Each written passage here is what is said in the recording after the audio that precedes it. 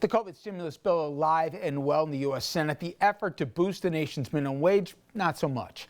The final House vote coming in the wee hours Saturday morning, and it fell predictably along partisan lines. Not a single Republican crossed over to vote for it, and 2 Democrats voted no to the $1.9 trillion stimulus package. Now the bill, it moves to the Senate, where an early head count says the vote right now sits at 50-50.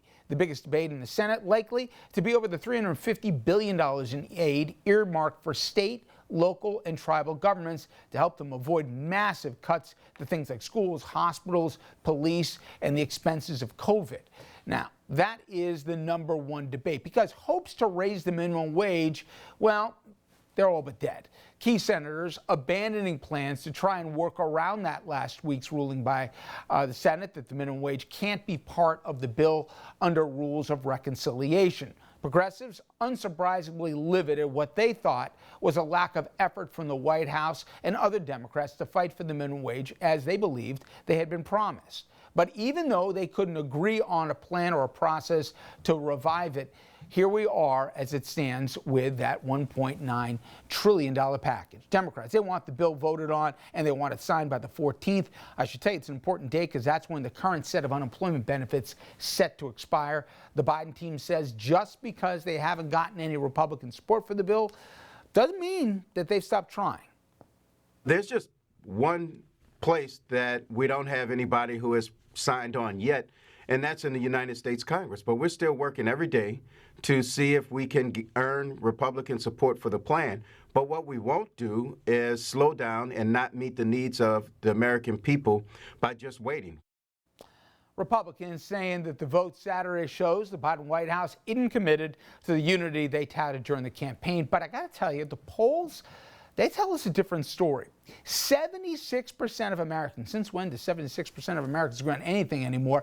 Well, 3/4 of Americans support the stimulus plan that 0 Republicans so far in the House have voted for. And 60% of Republicans back the plan. You heard me right. 3 in 5 Republicans like this stimulus package. Not a single House Republican, again, supported this. Even the now $15 minimum wage, that had 60% public support. So let me break Andrew and Chris back in. And Chris, the politics of this, is this a misread by Republicans? Because let's face it, this wasn't the pay-go party for the last 4 years. All of a sudden, the fiscal prudence for something as popular as this is a bad read. You know, it may be, but I can't get my head around as a Republican the amount of deficits that now have added to our national debt, and it's almost like nobody cares. And somebody's got to care, and too bad Republicans didn't before, but maybe they need to do it now. But we're not hearing that argument from Republicans right now. And I should point out the head of the Federal Reserve just basically said this is affordable and the deficit isn't going to be an issue when it comes to inflation. I get the sense there's a little bit of revenge here from Republicans. This is about denying Biden a win and maybe a certain degree about, he wants this to help the economy, and we don't want to put the economy on steroids because that helps Biden come 2024 and that helps Democrats come the midterms. I really do feel like there's a cynical, anti-democratic opposition to this stimulus bill as opposed to arguing against it on the merits, Chris. Well, you may be right, but some Republicans came up with a compromise, admittedly under $1 trillion, and it would have been nice to see, well, you know what? We're happy you came. Maybe we can get it up to 1.3 or 1.4. And there didn't seem to be. It was really our way or the highway. So and if this just fell along partisan lines, I get it. But what I thought was so interesting was you have Republican mayors across this country that came out vocally in favor of this. You have the Republican governor of West Virginia, which as a state voted for Trump more than anyone, says, even if there's waste, do it. We desperately need it. And you have a trigger date where if this thing doesn't happen, benefits end for folks. I know you know this, and Andrew, you too, but I mean, people are going to have unbelievable choices if this doesn't get passed on the date where the other one ends. We are in real, razor's edge for so many millions of families. And I think the public is aware of this. Look at what we saw in the Georgia runoff in the beginning of January, where there was talk about a $2,000 stimulus check, and so far they had only passed $600 of it. you had Republicans, Loeffler and Perdue, were arguing, we don't need any more than that. I mean, they changed their minds at the very end. That was the #1 issue ahead of the Senate runoffs in Georgia, and the results went to the Democrats in a red state.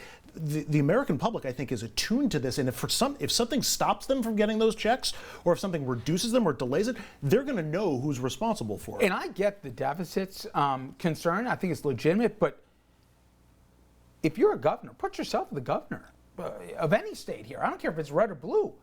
If you don't get the state funding aid, that apparently the $350 billion, which is a major bone of contention, you have two choices. You're going to take an axe to things like cops, firefighters, even medical staff, basic services, or you're going to raise taxes even more and see people flee to other states that don't have low income. So my point is, I would think Republican state leaders have got to be telling, listen, if you can make this work, as long as I see the money, that's fine. But if we can't get this thing through because you aren't supporting it. So let me ask you this.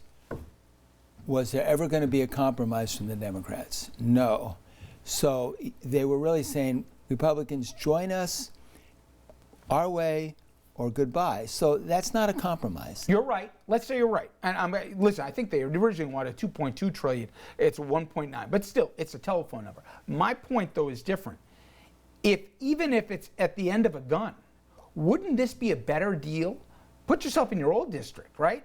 Wouldn't this have been a better deal to say yes to than the alternative, which is to oppose aid when it's desperately needed? Aid is desperately needed. The question is, do you need 1.9 to stimulate the economy? And there are some economists who I respect, don't know their names, but I see them on TV a lot and I think they make sense, who say you don't need that, and they're not necessarily Republican economists. So, at any rate, there's a little part of me that's happy I'm not in Congress right now because this is a tough issue. And you know, the one thing that bothers me is it ultimately comes down to, does Biden win or lose? And now it's more like, does he win or lose, not on the merits.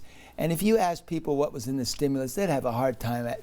Oh, I think the greatest argument you're ever going to have, if you're a Republican, you haven't even spent all the money from the last stimulus, but for this one. I just know, and we're going to be talking about this tomorrow, guys, here. When we talk stimulus tomorrow evening, we're going to put the minimum wage debate and also the stimulus package front and center on this program. One of the most trusted economists in the country, Mark Zandi from Moody's, he's going to join us for an extended interview on the dollars and cents of the American economy right now. What makes sense? Real issues surrounding deficits and also debt, but also minimum wage. We're going to have this argument one way or the other at one point in this country. Do we need it, and what we're talking about? Again, that's tomorrow night on RFL at 6 p.m. We'll be right back.